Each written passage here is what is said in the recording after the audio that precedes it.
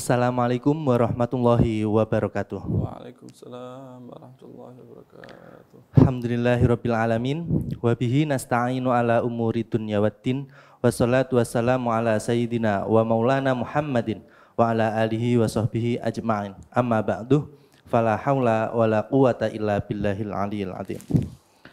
Pemirsa Rauha TV dan Madu TV yang dimuliakan Allah Subhanahu wa taala, berjumpa kembali dengan program kesayangan kita bersama, program kajian tematik dan tanya jawab. Tentunya hari ini bersama Al-Fakir Muhammad Hafid, dan seperti biasa saya di sini tidak sendiri, sudah hadir bersama kami guru kita bersama wa murabbi ruhina Al-Habib Husain Akbar bin Mustafa Ba'abud. Assalamualaikum Habib. Warahmatullahi wabarakatuh. Bagaimana kabarnya Habib? Alhamdulillah. Ya, seperti biasanya sebelum masuk di materi hari ini, mungkin Habib ada sedikit mau menyapa pemirsa setia Rauha TV dan Madu TV. Dipersilahkan Habib. Bismillahirrahmanirrahim. Alhamdulillahirabbil alamin. Wa bihi nasta'in ala umuri dunya waddin. Wassalatu wassalamu ala sayyidil mursalin sayyidina wa habibina wa qurrati a'yunina wa maulana Muhammadin wa ala alihi wa sahbihi wa barik wa sallim ajma'in. Ad-dunya mahi lil maqar wa inna mahi lil mamar. Dunia itu bukan tempat kita untuk tinggal selama-lamanya. Kita cuman hanya numpang lewat di situ. Maka orang yang cerdas menurut Rasulullah SAW adalah orang yang menghitung-hitung dirinya dan kemudian mempersiapkan untuk perkara setelah kematian. Karena ternyata di dunia ini kita cuman sebentar saja. Tapi kehidupan yang setelahnya itu adalah yang sangat panjang, yang sangat terjal, yang perlu lebih diperhatikan. Penting bagi kita untuk mengingat kematian, karena sesuai dengan Rasulullah SAW, beliau bersabda, kuntu nahaitukum an ziyaratil kubur.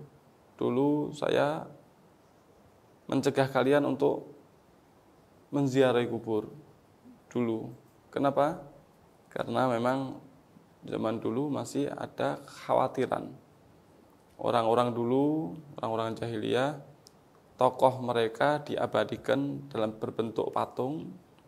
Kemudian untuk mengenang jasa-jasa mereka, bahkan disembah patung-patung tersebut untuk meminta keberkahan melalui patung tersebut, mengingat patung tersebut, karena sosok yang di patung tersebut digambarkan misalkan dermawan, suka membantu, maka disembah patung tersebut untuk mendapatkan kedermawanannya dan bantuannya. Tapi setelah keimanan kaum muslimin semakin kuat, maka dalam hadis tersebut diteruskan ala fazuruha. Ingatlah sekarang, ziarahlah ke kubur, fa innaha tudzakirukumul maut. Karena menziarahi kubur itu akan mengingatkan kalian terhadap kematian. Ya. Karena itu adalah yang akan menjadi rem bagi kita kalau terlalu ngeblong. Ya, setiap manusia kan pasti akan meninggal dunia. Semua manusia akan meninggal dunia, dan manusia itu kadang-kadang lupa dan kadang-kadang juga terbawa nafsu, emosi, terbawa keinginan-keinginan yang tidak terbendung. Maka perlu adanya rem, ada gas, ada rem begitu. Nah, kalau gas saja nanti bisa berbahaya. Nah. Baik, tema hari ini memang bisa dibilang pengingat kepada kita bahwa hari ini kita akan membahas tema nikmat dan siksa kubur, Beb. Nah. Ya, sebenarnya momentumnya cukup tepat untuk kita bahas di saat-saat ini, di mana di bulan-bulan Rajab ini Sebelum-sebelumnya kemarin kan banyak acara-acara haul dari para alim ulama yang mengingatkan kita akan kematian. Ditambah kita harus mempersiapkan diri menghadapi di bulan-bulan suci Ramadan supaya tambah ibadahnya tambah khusyuk lagi begitu, Beb. Nah, maka bisa ambil hikmah bagi orang yang mengambil hikmah. Okay. Orang yang sudah di kuburan ternyata banyak yang masih berkahnya bisa kita rasakan. Ya, seperti para aulia, para salihin sudah meninggal dunia secara zahirnya, mereka sudah ada di kuburan. Tapi ternyata ilmu-ilmunya, hikmah-hikmahnya masih kita dapatkan.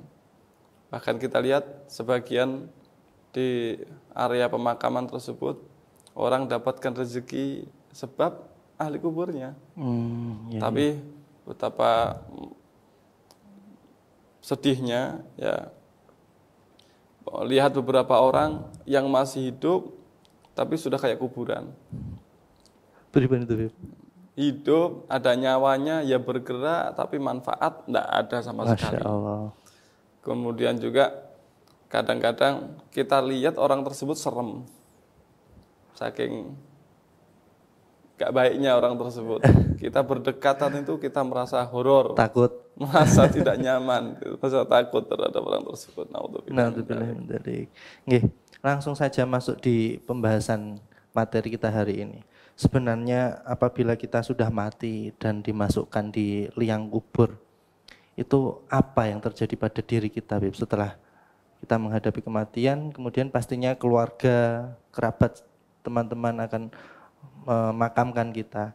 Kemudian yang terjadi setelah kita dikubur itu apa? Apakah terus ya sudah dikubur begitu saja, menunggu sampai saatnya tiba atau bagaimana? Nah, berarti yang pertama tentu saja ketika seseorang itu sudah meninggal dunia, sudah arwahnya itu terlepas dari jasadnya melalui proses-proses kematian. Dia lihat rohnya itu sudah terlepas dari jasadnya. Itu banyak sekali riwayat-riwayat dan banyak sekali disebutkan di kitab-kitab dengan berbagai macam kitab, macam-macam, ya, berbagai macam. Berarti di sebagian kitab itu disebutkan roh itu bisa melihat jasadnya. Nah, dan ketika dimandikan jasad tersebut, maka roh akan mengatakan pelan-pelan, jangan kasar-kasar, karena saya baru saja merasakan sakitnya tercabutnya nyawa. Karena memang ternyata cabutnya nyawa itu sakit sekali, seperti teriris, terluka, tapi sekujur tubuh. Atau kalau enggak disebutkan ada syaukah, buah yang berduri begitu, kedondong atau duren begitu, dimasukkan ke perut, ditarik ya sampai keluar isi perutnya. Atau lain lagi ada yang mengatakan seperti kambing yang masih hidup dikuliti hidup-hidup. Berarti ini sakit sekali, ya. Bukan hanya sakit kepala, bukan hanya sakit perut, tapi sekujur tubuh sakit. Maka roh tersebut mengatakan pelan-pelan memandikan jenazah saya, karena saya baru saja merasakan sakitnya tercabut nyawa. Kemudian setelah dikafani, ya, ini tadi ada yang penting terlewatkan. Ketika memandikan itu, hendaknya kita memuliakan kepada orang yang kita mandikan. Dalam artian begini, mereka itu merasakan apa yang dirasakan oleh orang hidup, walaupun mereka tidak bisa bereaksi, tidak bisa gerak. Termasuk rasa malu. Disebutkan al-amwat asyaddu hayaan minal ahya. Orang yang sudah mati itu lebih malu, lebih besar rasa malunya daripada orang yang masih hidup. Dan ini termasuk yang sering terjadi di masyarakat kita, ya harus kita evaluasi, harus kita introspeksi. Berarti yang dimandikan perempuan misalkan, kemudian dikerumuni oleh orang laki-laki. Penutupnya biasanya cuma kain. Iya. Dan kainnya juga tanggung. Iya. Dari atas kelihatan, dari bawah juga kelihatan. Berarti cuma di tengah-tengah saja. Iya. Anak kecil bisa kadang-kadang niat dari bawah. Orang-orang yang tidak ada kepentingannya juga lihat. Atau naudzubillah kadang-kadang dibuka total tanpa ditutup. Perempuan ditelantangkan, masih hidup. Perempuan ditelantangkan, kemudian ditelanjangi, dilihat oleh laki-laki, bahkan anak-anak kecil. Kira-kira malu enggak? Malu, Bib. Sangat malu. Sangat malu. Mayit lebih malu daripada orang hidup. Dan seperti itu adalah idza terhadap mayit, menyakiti mayit. Nah, saking mereka tidak bisa bereaksi. Coba bisa bereaksi kan, bisa nutup diri mereka atau bahkan marah. Iya. Berarti itu menyakiti terhadap mayit. Setelah dikafani, kemudian disolati, maka ada riwayat orang yang disolati 3 shaf, maka akan diampuni dosanya. Maka disunahkan bagi kita untuk sholat jenazah ini, sholatnya 3 shaf. Berapapun jumlah jamaahnya. Memanjang ke belakang. Kalau di sholat biasa kan enggak. Semenjak shaf depannya masih bisa diisi, maka shaf depannya. Kalau sholat jenazah misalkan 6 orang, maka bagaimana? Ya 1 di depan, terus mundur gitu, di belakang-belakangnya sampai 3 shaf. Nah, supaya mendapatkan fadilahnya itu. Ketika dibawa, setelah disolati kan dibawa ke kuburannya, maka mayit akan teriak lagi. Maksudnya ruhnya akan mengatakan, kalau dia baik, maka bilang, ayo cepetan, bawa saya ke kuburan. Enggak sabar. Karena sudah mereka mendapatkan bisyarah, kabar-kabar gembira, bahwasanya akan menghadapi kenikmatan, maka pengen cepet-cepet. Kayak kemantin gitu. Jangan lama-lama, ayo cepetan gitu. Tapi kalau ternyata jelek, naudzubillah min dzalik, ya, maka dia bilang celaka. Mau dibawa kemana saya ini? Gitu. Akan ketakutan dia. Mau dibawa ke, ya kayak orang narapidana, mau dibawa ke penjaranya, maka dia wah ini. Dan terkenal penjaranya itu keras. Menakutkan. Penuh dengan siksaan, misalkan ini terkenalnya para sipirnya kejam dan sudah terkenal lah. Ini ketika dibawa ke sana langsung, waduh, mau dibawa kemana ini tubuh saya ini begitu. Kemudian ketika sudah sampai ke kuburannya, dia akan diantarkan 3 orang, keluarganya, harta bendanya, sama amalnya. Ternyata dua-duanya itu menghilang, pulang. Yang tersisa adalah tinggal 1, yaitu amalnya saja. Maka dia akan mengalami fenomena-fenomena yang terjadi di kuburan.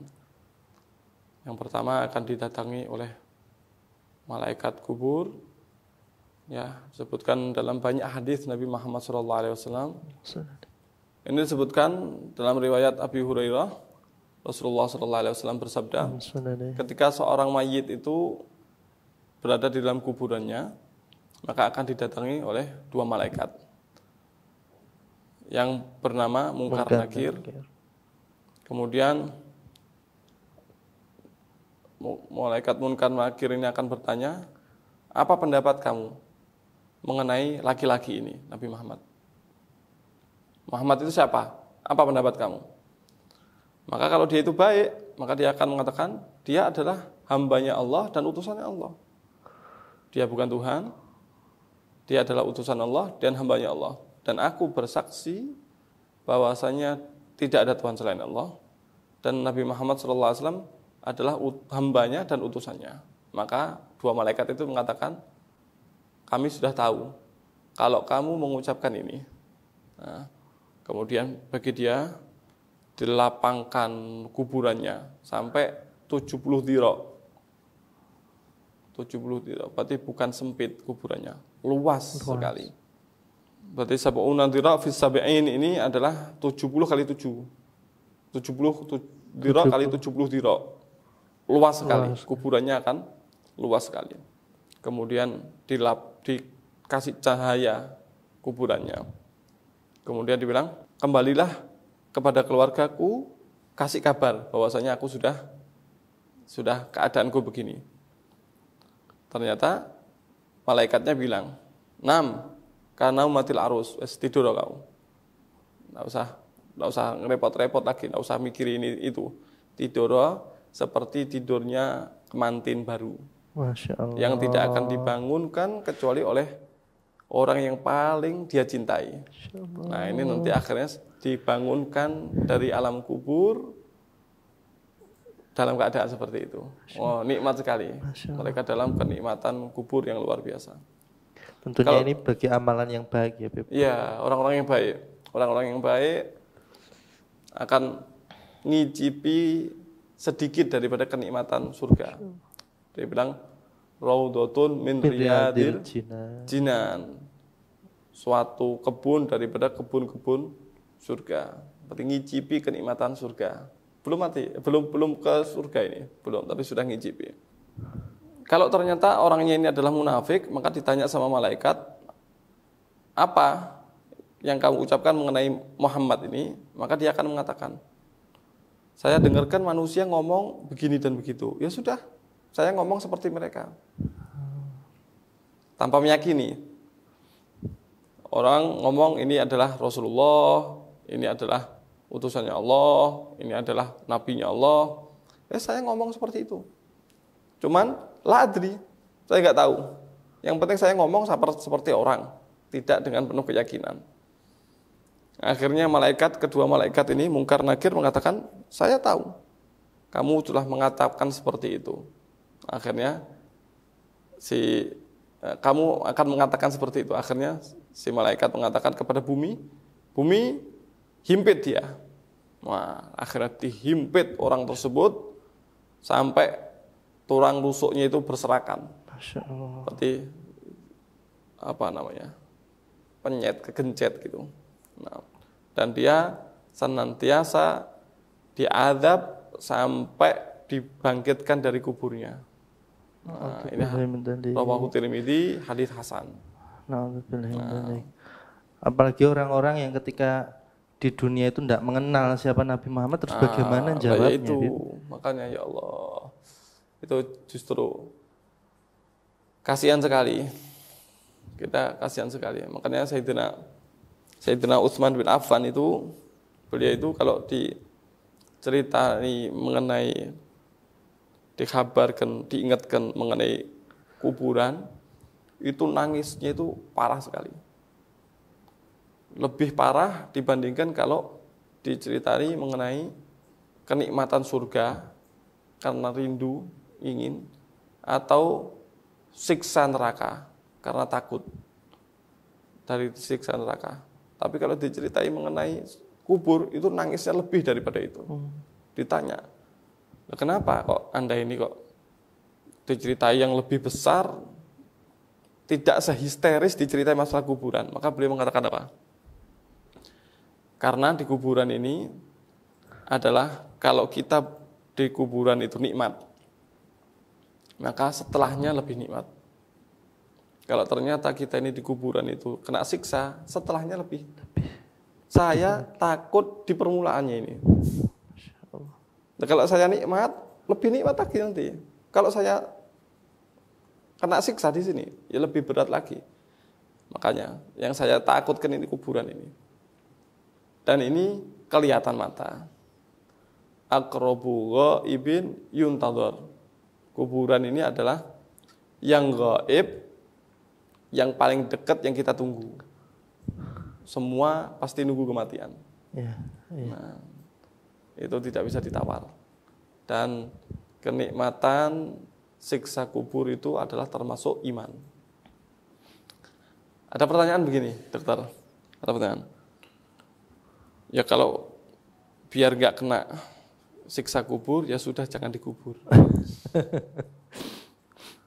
Kan selesai. Ya, dikremasi. Dikremasi, dibuang di laut, atau bagaimanalah, pokoknya jangan dimasukkan kubur. Ini mengenai kubur yang dikremat, siksa kubur atau nikmat kubur itu bukan kemutlakan, ghaliban. Kenapa kok dinamakan nikmat kubur? Kenapa kok dinamakan siksa kubur? Karena mayoritas manusia akan masuk ke kubur. Oleh karenanya dinamakan nikmat kubur, siksa kubur. Kalau dibuang di laut, kalau dibakar, kalau ya tetap saja. Itu cuman ghaliban. Kalau enggak ya diganti aja nikmat barzakh. Siksa Ada barzakh. siksa barzakh. Barzakh ini adalah alam setelah Meninggal dunia. setelah dunia. Setelah kita meninggal dunia, masuk alam namanya alam barzakh. Setelah barzakh nanti mahsyar, baru surga atau neraka. Gitu. Berarti itu enggak bisa ditawar, itu enggak bisa. Cuman istilahnya satunya dikubur di dalam liang lahat, satunya dibakar mungkin atau dibuang di laut, dilarung misalnya. Ya, dilarung. Nah, Ya. Terus kemudian golongan orang yang dihimpit oleh bumi tadi, jenengan tadi kan dawuh bahwa kalau yang nikmat kuburnya dilapangkan, kemudian ada cahaya yang terang benderang seperti malam pengantin. Sementara yang naudzubillah min dzalik, golongan-golongan yang dihimpit oleh bumi itu mereka golongan yang bagaimana? Naam, untuk orang-orang yang terhimpit kubur itu memang ada berbeda pendapat antara para ulama berdasarkan dari beberapa riwayat hadis. Ada yang mengatakan bahwasanya semua orang itu akan terhimpit kubur, semua akan terhimpit kubur. Cuman ketika dia baik, setelah itu akan dilapangkan. Ketika dia jelek, lah itu akan semakin menghimpit. Begitu. Oleh karenanya, Ibn Abi Dunya meriwayatkan dari Syekh Muhammad At-Taimi berkata, sesungguhnya himpitan kubur itu seperti ibu mereka. Kenapa? Karena manusia itu tercipta dari tanah, maka tanah ini adalah seperti ibu. Ketika anak ini lama pergi, wa minha khuliqu faghabu anha al-ghaibah tawilah. Mereka itu diciptakan dari tanah, kemudian pergi lama. Masuklah. Ketika datang anaknya, maka ibu akan memeluknya. Begitu. Kalau ternyata faman kana lillahi muti'an dhammathu birra'fah wa rifq. Kalau ternyata anak ini taat, anak baik, maka akan dipeluk dengan penuh dengan kelembutan, kasih sayang. Wa man kana asyan dhammathu bi'anaf sukhtan minha alaihi liyasyanihi rabbaha. Kalau ternyata orang ini maksiat, maka akan dipeluk, dihimpit karena gregetan. Nah, maka akan disebutkan bahwasanya ada sahabat Nabi Muhammad SAW, Sa'id bin Mu'ad. Ya, ini orang yang luar biasa, ternyata juga terkena himpitan kuburan. Dalam hadis Nabi Muhammad SAW, sesungguhnya kuburan itu punya himpitan. Seandainya ada seorang yang bisa selamat dari himpitan kubur ini, maka Sa'ad bin Mu'ad ini akan selamat. Begitu. Kenapa Sa'ad bin Mu'ad?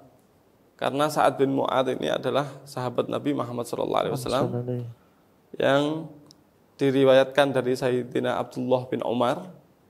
Rasulullah SAW bersabda mengenai Sa'id bin Mu'ad ini, ketika beliau meninggal dunia, hadzal ladzi taharraka lahul arsyu wa futihat lahu abwabus sama wa syahida sab'una alfan minal malaikati laqad dumma dhammatan summa furrija anhu.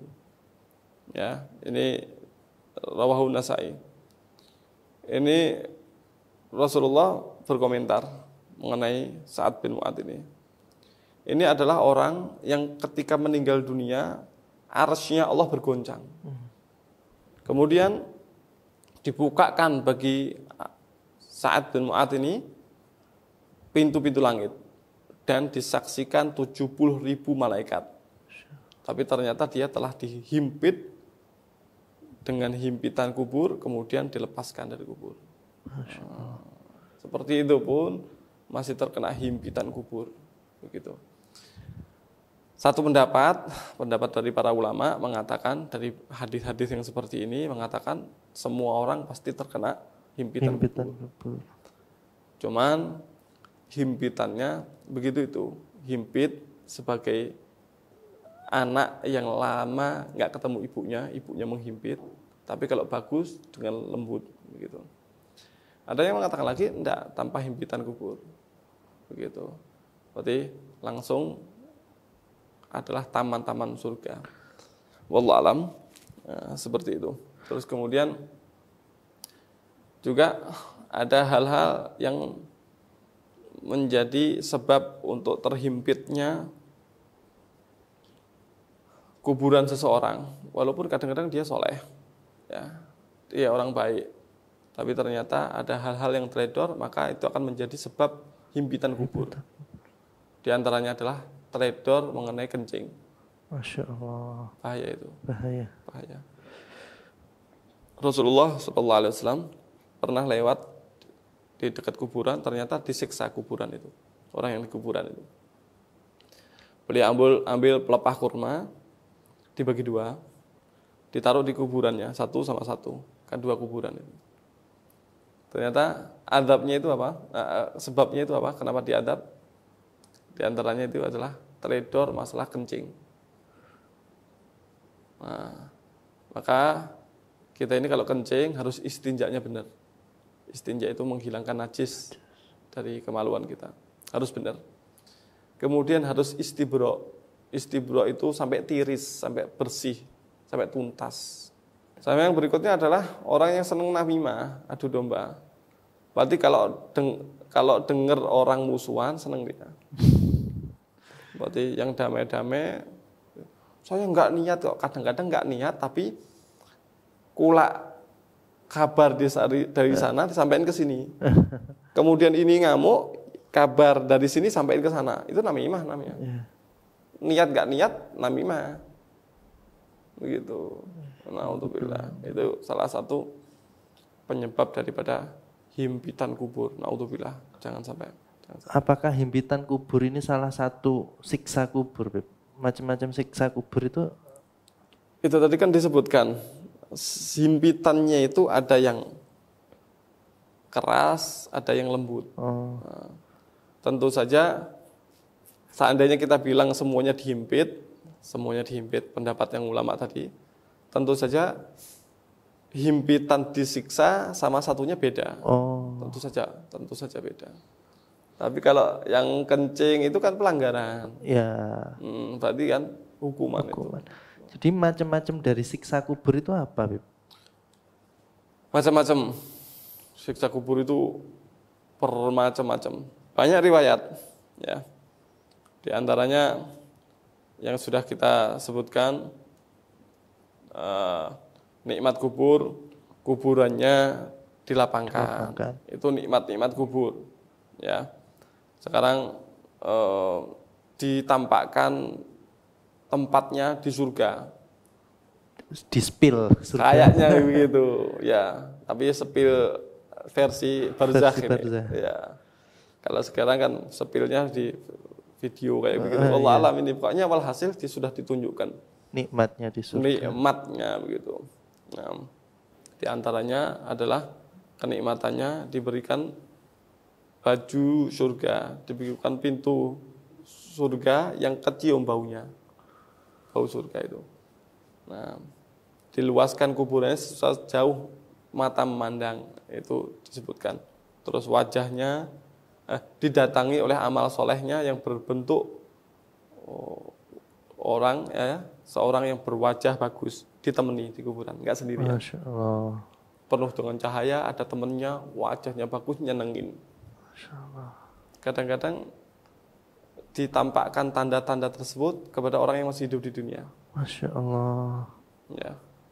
Pengakuan ini banyak saksinya. Pengakuan dari orang yang gali kubur, dari abang saya paling tua, meninggal dunia, ya, Abang Hasan ya, meninggal dunia, digali kubur, ternyata kan itu kan kuburan kakek sama nenek saya. Ya. Ternyata ambrol bahasa kita itu. Setelah di bawah, ambrol. Itu wanginya luar biasa. Masya Allah. Dan wanginya beda dengan yang lain. Dan itu saksinya banyak. Bau wanginya itu dari dalam kubur. Gara-gara ambrol tadi itu. Nah, kadang-kadang Allah nampakkan begitu. Walaupun nanti akhirnya kuburannya itu dikasih batas lagi, terus untuk makamnya abang saya itu. Jadi nyata, siksa dan nikmat kubur itu nyata. Yang berikutnya untuk masalah siksa kubur, naudzubillah ya Allah, ada yang dipukul dengan palu sampai pecah. Sebutkan, tsumma yudrabu bimitraqah, pukul dengan palu, min hadid dari besi. Dorbatan baina udhunaih, dipukul di antara dua telinganya. Fayasihu sayhatan yasma'uha man yalihi illat taqalain. Yang pukulan tersebut akan bisa didengarkan oleh makhluk-makhluk yang sekitarnya kecuali taqalain, manusia madin. Yang lainnya dengar semuanya. Dipukul sama malaikat. Masya Allah. Berarti apakah maksudnya itu yang orang-orang yang hancur di dalam kuburnya itu adalah orang yang disiksa, sementara orang-orang terkadang ketika kuburannya itu dipindahkan jasadnya masih utuh, berarti beliau sedang itu tanda kubur. Salah satu orang yang jasadnya tidak akan hancur, orang yang hafal Quran dan lain sebagainya, itu tanda saja ya, tanda. Bukan berarti juga karena tanda itu kan belum pasti. Iya. Gini loh, ibaratnya gini, bensin ya, sepeda motor, mobil, itu kalau F berarti full, kalau separuh berarti setengah, kalau E berarti habis. Nah, itu indikator saja, bukan penentu. Bukan penentu itu. Terkadang sudah F masih bisa dibuat jalan, ternyata habis, error. Kadang-kadang juga diisi full tetap E, karena indikator saja. Ini ada orang-orang yang jasadnya utuh, salah satu indikatornya. Tapi belum tentu juga. Kadang-kadang ada orang yang diawetkan. Oh iya, di mumi misalnya. Di mumi. Bukan berarti utuh. Berarti ini belum tentu juga. Begitu. Kemudian apakah ada amalan-amalan, Bib, supaya kita ini, ya salah satunya supaya diberi tanda-tanda nikmat kubur, terus atau amalan-amalan supaya tidak atau terhindar dari siksa kubur. Ada amalan-amalan supaya terhindar dari siksa kubur ataupun menikmati dari nikmat kubur itu. Berarti amalan untuk mendapatkan kenikmatan kubur tentu saja dengan beramal soleh, tentu saja. Di antaranya adalah kita menikah, mempunyai anak yang soleh. Kemudian harta yang kita pakai untuk amal jariah. Yang berikutnya mempunyai ilmu yang bisa dimanfaatkan ke orang lain. Ilmu yang bermanfaat. Ini adalah amalan-amalan atau sesuatu hal yang ketika kita sudah meninggal dunia tetap akan ngalir pahalanya. Punya anak kita mendoakan kita. Kita sudah meninggal dunia tetap dapat kiriman. Begitu. Dan kita dapat punya anak soleh semuanya, insyaallah. Amin ya Allah. Yang berikutnya amal jariah. Jariah itu bagaimana? Kita berbuat sesuatu yang manfaatnya berkesinambungan dan manfaatnya untuk orang umum. Tidak harus masjid. Salah satunya masjid. Masjid, musalla, sumber air, bahkan WC umum, jalan raya, dan lain sebagainya. Ternyata ketika kita meninggal dunia, itu masih dipakai sama orang, masih mengasih manfaat ke orang lain, maka pahalanya ngalir ke kita. Masya Allah. Yang terakhir, ilmu yang bermanfaat. Ilmu apa aja?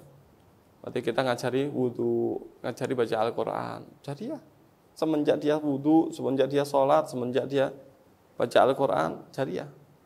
Misalkan Anda dokter, ngasih sesuatu yang bermanfaat, ilmu. Gini. Ilmu ini notabene apakah harus ilmu sesuatu yang agama bermanfaatnya? Beb? Semua yang bermanfaat. Bermanfaat dan positif ya maksudnya. Khususnya agama. Kalau agama kan dunia akhirat. Walaupun manfaat dunia kan tetap manfaat. Ya. Sesuatu yang kita bisa ngasih manfaat ke orang, bermanfaat bagi orang, maka itu juga ilmu yang bisa bermanfaat. Nah, itu riwayat hadis Muslim. Nah, di antara untuk menghindarkan kita dari azab kubur yaitu membaca di tasyahud akhir dengan doa-doa yang diantaranya fal yata'awwad billah min arba' min adabi jahannam wa min adabil qabr wa fitnatil mahya wal mamat wa min fitnatil masihid dajjal. Ya Allah, min adzubika min adabi jahannam wa min adabil qabr wa min fitnatil mahya wal mamat wa min fitnatil masihid dajjal. Seperti itu. Doa intinya adalah kita berdoa. Itu hadis riwayat Imam Ibn Majah. Nah, dan hal-hal yang harus dijauhi diantaranya adalah berbohong, khianat, namimah, sama kencing yang tidak bersih tadi. Ya, berbohong, khianat. Khianat bahasa Indonesia ya sudah ya. Namimah itu adu domba, sama kencing yang tidak tiris tadi, yang enggak selesai tadi. Itu yang dihindari supaya terhindar dari siksa kubur. Masya Allah. Padahal sebenarnya kisah-kisah, mungkin kita sudah banyak mendengar kisah-kisah bagaimana tentang nikmat dan siksa kubur itu sebenarnya sudah sering kali kita dengar. Tapi terkadang ini lupa terhadap, ya kita akan menghadapi hal seperti itu. Lantas kenapa Bib? Kok masih banyak orang-orang yang padahal itu nyata, keluarganya mungkin sudah ada yang meninggal, dan mungkin kisah di sana kita mendengarkan, oh orang ini jenengan dawuh tadi tandanya ketika masih utuh itu adalah tanda nikmat kubur. Banyak sekali mendengar hal-hal seperti itu, tapi kok masih lupa. Nah, berarti kenapa kok banyak orang lupa? Karena mereka terlalu terbuai dengan urusan dunia. Mereka lupa ada kehidupan setelah dunia. Karenanya penting kita itu untuk mengingat kematian. Kita mengingat kematian itu, maka kita akan terhindar daripada angan-angan panjang. Tulul amal dalam bahasa Arabnya. Tulul amal itu menganggap masih jauh. Akhirnya kita tunda amal untuk akhirat. Kenapa? Kita berada di dunia. Ya sudah. Kita urusannya dunia saja. Nanti akhirat belakangan. Karena kita masih panjang di dunia. Tulul amal itu. Kita tunda. Makanya disebutkan la khaira fit tasfif. Tidak ada baiknya sama sekali tidak ada baiknya. Dalam apa? Menunda-nunda amal. Maka kita anjurkan bagaimana? Anjuran untuk diri saya pribadi dan untuk sahabat-sahabat saya semuanya. Apapun yang Anda bisa lakukan dari amal soleh, kerjakan sekarang. Beb, masih kecil, Beb. Belum bisa banyak. Kecil keluarkan, banyak nanti. Sekarang keluarkan dulu. Nanti saja, tidak ada nanti saja. Nanti saja tidak akan terjadi itu. Misalkan, ada peluang untuk bersedekah, ada peluang untuk infak, ada peluang untuk jariah. Tapi ternyata keadaan ekonomi masih sulit, di kantong cuma ada sedikit. Ya sudah, keluarkan itu. Yang sedikit itu keluarkan. Jangan malu. Loh kita ini tidak bermuamalah dengan manusia. Kita ini bermuamalah kepada Allah supaya kita selamat di akhirat. Ittaqun nara walau bisyikki tamrah. Takutlah kamu dari api neraka walaupun pakai separuh kurma. Kita bersedekah pakai satu kurma, malu. Mana pantas ngasih satu kurma. Enggak. Separuh kurma pun tetap keluarkan. Bukan satu kurma, separuh. Nah, yang penting niatkan untuk kebaikan, jangan ditunda. Apa yang bisa kita kerjakan? Kita bisa sholat sunnah sekarang, kerjakan. Tidak bisa istiqomah, sekarang kerjakan. Yang bisa kita kerjakan sekarang, kita kerjakan. Nanti aja kalau sudah bisa istiqomah. Bohong. Yang bisa dikerjakan, kerjakan sekarang. Ya, saya tahu sendiri beberapa teman-teman di lingkungan saya itu mengumpulkan harta bendanya untuk mindsetnya itu supaya masa tua nanti bisa nikmat. Padahal nikmat di dunia ini kan belum tentu bisa dinikmati ya kalau umurnya masih sampai tua. Ya, kadang-kadang ini yang sering kita sampaikan kepada para pengusaha atau orang hartawan itu, orang yang kaya. Mereka biasanya mindsetnya adalah saya kepingin ngasih kehidupan yang nikmat untuk anak-anak saya, cucu. Biasanya begitu memang. Kita bilangnya begini, belum tentu yang kalian, ya saya sampaikan ke orang-orang ya, kita sampaikan juga, belum tentu yang Anda upayakan untuk kenikmatan mereka itu bermanfaat bagi mereka. Kita lihat banyak sekali anak yang celaka sebab harta dari orang tua. Rebutan waris, dipakai judi, perempuan, homer, narkoba, dan lain sebagainya. Hartanya mencelakakan. Dan belum tentu juga harta yang Anda upayakan sudah banyak itu mereka syukuri. Kadang-kadang masih dikritik, bapak cuman bisanya begini, padahal punya mobil. Cuman tanahnya cuman kecil, padahal sudah hektaran. Sudah mengupayakan seperti itu masih. Dan terakhir, belum tentu juga mereka akan berterima kasih kepada Anda di akhirat. Kadang-kadang justru menuntut. Masya Allah. Awalu yata'allaqu birrajuli ahluhu aulauduh. Yang pertama kali menghalang-halangi seseorang untuk masuk surga yaitu keluarga sama anak-anaknya. Kenapa? Karena mereka, anak-anak dan keluarganya tidak dididik dengan baik dan dikasih makanan-makanan yang kadang-kadang tidak halal. Masya Allah. Ini mati-matian judulnya untuk berjuang demi keluarga, ujung-ujungnya di akhirat. Masya Allah. Dituntut. Maka lebih bagus, lebih baik yang ada nikmati, yang ada syukuri dan berikan kepada keluarga kita bekal, modal, bukan berupa harta benda saja, tapi karakter yang baik, akhlak yang baik. Ya, manahala walidun waladu afdala min adabin hasan. Tidaklah pemberian seorang bapak kepada anaknya itu ada yang lebih afdal daripada diberikan pendidikan yang baik, adab yang baik. Itu adalah pemberian yang paling utama, bukan harta benda. Iya. Bukan harta benda. Alhamdulillah, materinya luar biasa. Sebagai pengingat kita bahwa kita harus mempersiapkan bekal untuk menghadapi yang setiap manusia ini pasti akan menghadapi yang namanya kematian. Begitu, Bib. Ini kita masuk di sesi tanya jawab, Bib. Nah, hari ini pertanyaannya cukup banyak sekali, maka kita persingkat saja.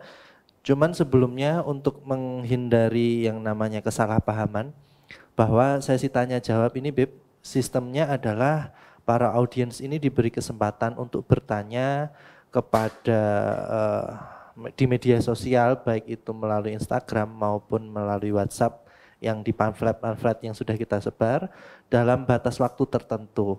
Biasanya sih hari Jumat malam waktu terakhir untuk menyampaikan pertanyaan. Baik, pertanyaan yang pertama. pertanyaan yang pertama, Assalamualaikum. Sebelumnya terima kasih telah memberi pencerahan atas pertanyaan sebelumnya. Mungkin beliau yang bertanya ini di episode sebelumnya sudah memberikan pertanyaan gitu. Kemudian di pertanyaan kali ini saya akan menanyakan dua hal. Yang pertama, amalan apa yang dapat membuat alam kubur seseorang menjadi terang benderang? Tadi mungkin sudah disinggung sedikit. Kemudian, apakah seorang itu bisa merasakan tanda-tanda ketika dekat dengan kematiannya? Bila iya, apa saja tanda-tanda yang dirasakannya? Terima kasih. Nah, tadi sudah kita bahas, tentu saja dengan amal soleh, ya. Terus apakah bisa merasakan tanda-tanda ketika dekat dengan kematian? Secara umum, ya, dari hadis-hadis dan tanda-tanda itu sebutkan bahwasanya seseorang itu tidak tahu kapan mati dan di mana mati, secara umum gitu. Karena itu adalah termasuk gaib. Gaib ini la ya'lamul ghaiba illallah. Tidak ada yang tahu gaib kecuali Allah. Malaikat itu tidak tahu. Nah, apalagi manusia. Tapi juga pada kenyataannya ada yang dikasih tahu oleh Allah. Termasuk malaikat itu tidak tahu kapan turun hujan, kapan lahir, kapan dicabut nyawa, kapan orang ini dapat rezeki. Kan tidak tahu malaikat. Tapi ternyata memang ada malaikat-malaikat yang ditugaskan oleh Allah untuk bagi hujan, bagi rezeki, bagi kematian. Ada kan? Memang ada malaikat-malaikatnya.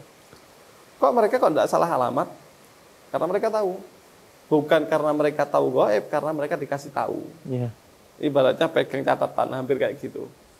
Nah, ada pegang, ya. Kalau disebutkan memang begitu. Ada namanya Ummul Kitab, ada namanya Lauhil Mahfud. Ummul Kitab, catatan takdir dari Allah, namanya Qadar, tidak bisa ada yang tahu dan tidak bisa dirubah. Nanti diturunkan ke Lauhil Mahfud. Nanti dicatat oleh malaikat tahu, karena dikasih tahu. Ada beberapa orang pada kenyataannya yang tahu akan kematian, dan itu nyata di depan kita. Di zaman sekarang pun ada, apalagi zaman dulu. Ya. Kok bisa tahu mereka? Ya dikasih tahu gimana? Apakah mereka tahu gaib? Ya enggak, dikasih tahu. Bagaimana? Wallahu alam. Kalau ini sudah ranah gaib berarti kita tidak tahu. Wallahu a'lam. Ibarat misalnya di dunia itu kalau misalnya terkait bocoran soal, mungkin kalau dekat dengan orang yang membuat soalnya dikasih kisi-kisi, mungkin seperti itu gitu. Mungkin ya, wallahu a'lam. Tapi yang jelas itu jelas sekali. Banyak yang seperti itu. Seperti ada yang lalu di mimpi. Iya. Mimpi, dibilang saya mau pergi dulu ya. Saya mau ikut, jangan kau di sini aja. Ternyata meninggal dunia. Ada yang dikasih kabar, siapkan, sebentar lagi ada banyak tamu. Masya Allah. Ya, siapkan. Tamu apa? Udah tidak ada acara apa-apa. Pokoknya siapkan saja. Ternyata meninggal. Banyak yang takziah. Dan banyak lagi. Ada yang orang yang mempersiapkan peralatan untuk meninggalnya. Masya Allah. Dan itu nyata. Seperti ceritanya Habib Munzir katanya di umur. Banyak. Masya Allah. Nggak bisa kita hitung satu-satu. Tanda-tanda apa? Saking banyaknya. Tapi itu adalah bau. Itu adalah perasa. Yang tidak bisa diceritakan. Rasakan sendiri. Ya, beramallah soleh, kita akan bisa merasakan. Kemudian untuk pertanyaan yang kedua, Bib. Assalamualaikum, Bib. Izin bertanya, bagaimana, Bib, agar orang tua di sini dituliskan khususnya ibu di kuburnya bisa terjaga dari siksa kubur atau kuburnya sakit padang? Ini kan ada hadis dari Nabi Muhammad SAW. Tidak saya bacakan hadisnya ya, panjang. Pada intinya adalah mal mayyit fil kubri illa kal gharikil mutaghawwith. Tidaklah mayit di dalam kuburnya itu seperti orang yang tenggelam yang nyari pertolongan. Nah, ternyata ketika ada keluarganya min abin au umin au sodikin au ibnin, ya. Pokoknya semua yang kenal sama dia ternyata mendoakan, itu lebih mereka senangi daripada mendapatkan dunia seisinya. Masya Allah. Dan pahala tersebut datang ke mereka seperti ka'amsalil jibal, seperti gunung-gunung pahalanya masuk. Kita kirim doa. Mendoakan itu apakah harus ke makamnya atau Udah, bisa di mana saja? Di mana saja. Di mana saja. Di mana saja. Kalau ke makamnya bagaimana? Disebutkan di banyak kitab, di antaranya adalah kitabnya Habib Abdullah Haddad di Sabilul Itikar itu. Itu ketika orang yang dikenal sama mayit datang ke kuburannya, mereka itu senangnya luar biasa. Mereka tahu, cuman tidak bisa jawab salam kita. Ketika salam pun mereka jawab, cuman tidak dengar kita. Ya lah, alhamdulillah nggak denger ya. Kalau dengar ngeri. Nah, berarti kita salam itu mereka tahu. Dan khususnya di hari Kamis, Jumat khususnya. Atau kalau enggak Senin. Di hari-hari tersebut. Ini adalah hari yang istimewa untuk berziarah, dan adabnya adalah di hadapan wajahnya. Di sebelah kalau di sini baratnya, di barat timur. Ya, berarti ya, kiblat ya, di barat. Kan mereka kan madepnya ya, kiblat di situ. Terus kalau tidak bisa di arah kepalanya. Itu lebih peka daripada di belakangnya atau di kaki. Yang paling bagus itu di baratnya. Begitu. Itu disebutkan itu. Begitu itu. Di antaranya mengirim pahala ibadah. Alhamdulillah kita ini di akidah ahli sunnah wal jamaah ya, diajarkan di situ. Ketika setelah sholat nanti al-fatihah darui, gitu. Nanti ada tahlilan, hadiahnya juga dihadiahkan. Bukan hanya itu, nanti bangun masjid untuk ibu, untuk bapak. Nah, bikin ini hadiah mayit kan ada. Kalau kita mau baca kitab, kita fatihah dulu. Berarti bukan kirim hadiah itu harus lewat tahlil, enggak. Itu banyak yang salah itu. Banyak orang yang menganggap kalau enggak tahlil enggak nyampe pahala. Enggak begitu. Intinya adalah ihda'us thawab. Allahumma baligh wa ausil thawaba ma qara'nahu minal Qur'anil azim wa ma halalnahu wa mastaghfarnahu. Sampaikan dan hadiahkan apa yang kami baca ini. Nah, itu ditahlil. Intinya itu.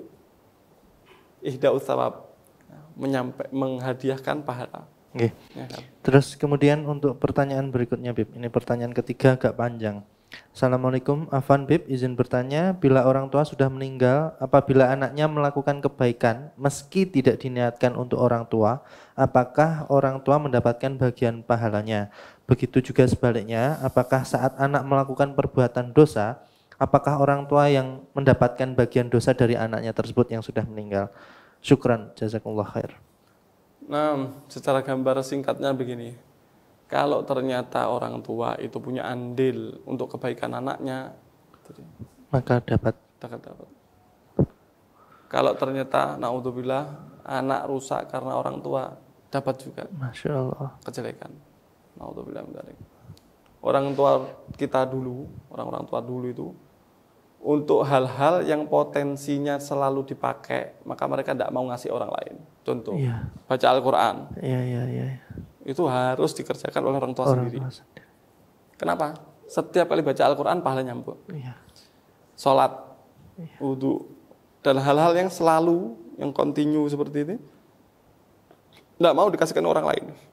Nah, kenapa? Karena kepingin saya punya andil terhadap anak ini. Setiap anak ini berbuat baik, saya dapat. Naudzubillah juga anak rusak gara-gara bapak. Misalkan rusak gara-gara HP. Yang beliin HP bapak. Orang tuanya. Yang beliin pulsa, kuota, bapaknya sama orang tuanya ya, sama ibunya sama. Kemudian judi online, porno, dan lain sebagainya. Ternyata yang ngasih fasilitas orang tuanya tanpa kontrol. Ya jariah. Jariah. Jariah. Alhamdulillah. Yang jelas ketika anak berbuat baik itu akan disampaikan ke orang tuanya dan orang tuanya akan bahagia luar biasa. Dan ternyata anak berbuat jelek maka disampaikan ke orang tuanya dan orang tuanya talangsa luar biasa. Jadi intinya jariah itu ada amal jariah yang baik dan jariah yang buruk pun juga sampai kepada si mayit tadi. Kemudian pertanyaan berikutnya, Habib tanya, ada nggak amalan agar almarhum orang tua bahagia di alam barzah? Ya, beristighfar mereka, meneruskan janji mereka, silaturahmi kepada orang yang mereka orang-orang yang pernah di keluarganya, dekat sama mereka, baik keluarga ataupun orang yang mereka cintai, memuliakan teman-teman mereka, begitu. Itu contoh-contoh tersebut sudah dikerjakan. Contoh Sayyidina Abdullah bin Umar, itu kan ulamanya para sahabat. Ternyata ketemu sama orang Badui, Sayyidina Abdullah bin Umar turun, orang Badui itu dikasih kopiahnya, kemudian dinaikkan keledainya, dibilang sama orang-orang, tegur, itu Anda kasih pakaian itu sudah luar biasa, kenapa kok Anda turun sampai dinaikkan begitu? Ini dulu temannya Bapak, Masya Allah. Temannya Umar bin Khattab. Saya muliakan ini karena muliakan Umar bin Khattabnya. Ini hal-hal yang membahagiakan orang tua. Ya, min abaril bir ayasilal mar'u ahla wuddi abi. Termasuk bakti yang paling bakti adalah seseorang menyambung kekeluargaan, nyambung hubungan dengan orang yang dicintai orang tuanya. Dulu pernah dekat sama orang tuanya, dia sambung. Ini adalah bakti yang paling bakti setelah peninggalannya. Meninggal orang tua. Gitu. Kemudian ini pertanyaannya agak panjang lagi, Bib. Assalamualaikum Habib, semoga sehat walafiat. Jika mendapat nikmat atau siksa kubur, apakah hanya ruh yang merasakan atau ruh dan jasad sekaligus? Jika kita mendapat nikmat atau sisa kubur, apakah tetangga kubur kita akan merasakan atau mengetahuinya? Seperti jika mendapat siksa, misalnya terbakar atau pukulan, akan terdengar oleh tetangga kubur di sebelah orang yang disiksa tadi, termasuk apabila mereka merintih atau mendapatkan kenikmatan, begitu. Nah, salah satu hal yang bisa kita upayakan kepada keluarga kita yang meninggal dunia adalah kita pilihkan kuburan yang baik. Tempat yang baik. Tempat yang baik. Nah, diceritakan sama Sayyidi Habib Umar bin Muhammad bin Salim bin Hafid, ada orang yang tukang gali kubur, nyuri baju. Nyuri baju. Kan dulu itu kan kafan itu kan dicuri karena saking sulitnya kain. Dulu itu. Nah, ini ada orang kaya masuk di pemakaman yang bagus, pemakaman orang soleh. Kemudian satunya orang biasa dikuburkan di orang-orang luar biasa dikuburkan di sana. Intinya adalah kuburannya orang kaya ini digali, ternyata kuburannya orang ini digali, ternyata ketemu jenis kain yang beda, ya, diambil dan jenis ini tidak ada produksi, cuman itu saja. Sampai akhirnya ditanyai, kamu dapat tekan dari mana? Dari daerah sana? Enggak mungkin. Itu cuman dikuburkan di saya sini. Pada intinya apa? Jenazahnya pindah. Itu cerita dari Habib Umar bin Muhammad bin Salim al-Hafid ketika roha. Ada beberapa kejadian seperti itu. Tempat yang baik itu khusus orang-orang baik, tempat yang jelek ya untuk orang yang jelek. Kadang-kadang orang yang jelek, naudzubillah, ternyata meninggal dunia dalam keadaan jelek, ganggu orang yang baik di situ, dipindah. Allah alam. Disebutkan ada beberapa kejadian seperti itu, tapi ikhtiar kita untuk mencarikan tempat kuburan yang baik bagi keluarga kita yang baik, gitu. Kenapa? Karena kita orang baik, misalkan keluarga baik, ternyata kita punya tetangga yang kurang baik, ganggu, musik keras, homer, kemudian terjadi kemungkaran. Kita tidak nyaman. Iya. Begitu juga di kuburan. Ternyata di Sandingkan pinggir, dengan kesakitan, disiksa, tidak nyaman. Begitu. Kemudian pertanyaan berikutnya, Bib. Sebenarnya ini tadi sudah dijelaskan, cuman coba saya bacakan saja supaya tidak terlewati dari yang sudah bertanya. Amalan apa yang dapat melindungi diri dari siksa kubur? Ya, tadi sudah tadi bisa disemak. Kemudian yang terakhir ini, Bib, ada 2 pertanyaan yang disampaikan oleh beliau. Mohon izin bertanya, pernah mendengar hadis atau cerita bahwa seseorang yang sudah meninggal dunia ketika diziarahi kuburnya oleh orang yang dia sayangi saat masih hidup, misalkan anaknya atau keluarga mayat tersebut, sangat senang.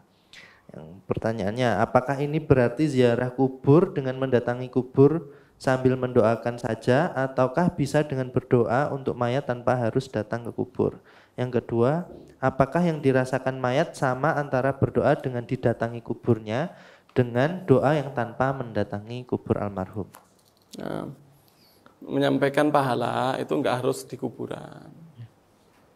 Cuman untuk ibaratnya begini, untuk ngasih hadiah ke orang tua itu enggak harus datang. Lewat transfer bisa, titip orang juga bisa. Cuman ketika anaknya datang itu beda. Anaknya datang dengan membawa hadiah kepada orang tuanya yang sudah tua di rumah, beda. Ya, seperti kalau di pondok ditransfer sama disambang itu kan, rasanya begitu, rasanya begitu. Kan sudah kita terangkan tadi, sudah kita terangkan. Ada kebahagiaan yang luar biasa apabila ternyata orang yang mereka kenal masih datangi ke kuburan terus mendoakan kepada mereka.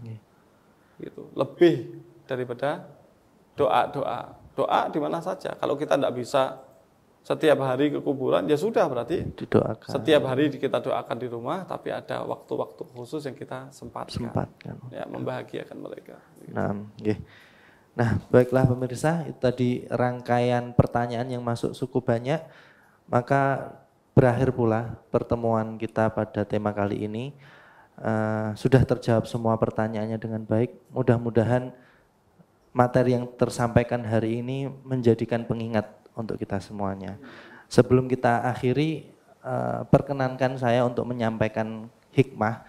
Tapi untuk kali ini saya ingin sedikit berpantun, boleh nggak, Bib? Saya izin untuk sedikit berpantun. Supaya materinya berat, hikmahnya jangan terlalu dibuat berat. Cuman tetap mengena. Ke pasar beli kemiri, tidak lupa pakai kemeja.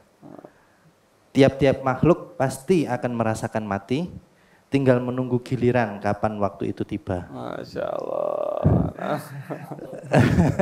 Satu lagi, Bib. Ke kubur melihat peti mati, tidak lupa memanjatkan doa. Persiapkan dengan baik cukup bekal untuk menghadapi mati, agar kita bisa mendapat nikmat kubur dan terhindar dari siksa. Masya Allah.